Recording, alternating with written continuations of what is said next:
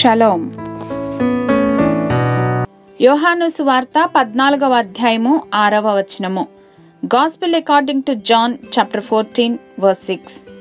యేసు, నేనే మార్గమును సత్యమును జీవమును, నా ద్వారానే తప్ప ఎవడును తండ్రి యొద్దకు రాడు. I am the way and the truth and the life. No one comes to the Father except through me.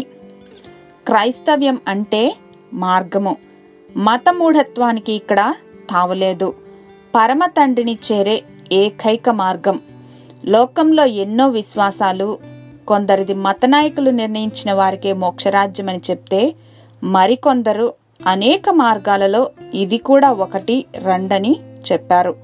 యేసయ్య మాత్రమే సంపూర్ణ సార్వభౌమాధికారంతో ఐ యామ్ ద వే అని చెప్పారు. సత్యం అనే పదానికి స్పెల్లింగ్ కూడా తెలియని లోకంలో జీవిస్తున్న మనకు యేసయ్య నేనే సత్యమని చెప్తున్నారు. మన ఆధ్యాత్మిక నేత్రాలను తెరచి సర్వ సత్యంలోనికి నడిపిస్తున్నారు. ఆయనే జీవము, మన జీవనాధారం.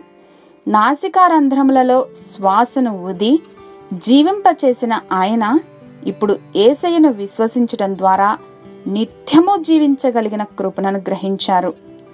దేవుని ప్రేమను, మంచితనమును, కృపను బట్టి రక్షించబడిన మనము ఇతరులను ఈ మార్గమునకు, సత్యమునకు, జీవమునకు నడిపించబద్దులం.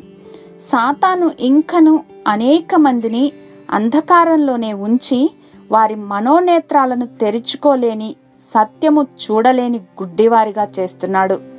క్రీస్తును కూడా ఓ గొప్ప బోధకునిగా అంగీకరిస్తాం, కానీ ఆయనను రక్షకునిగాను అధికారిగాను ఒప్పుకోమని చెప్తున్న వారిని క్రీస్తు కృపచేత చేరదాం. యేసుక్రీస్తు వద్దకు నడిపిద్దాం. మా దేవా, మా తండ్రి, మీ సర్వసత్యములోనికి మమ్మును నడిపించినందుకు వందనాలు. మార్గము, సత్యము, జీవమై ఉన్న మీకు మా జీవితాలను సమర్పిస్తున్నాం తండ్రి.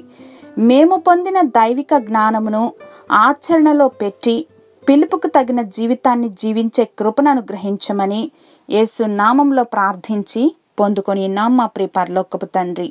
ఆమెన్.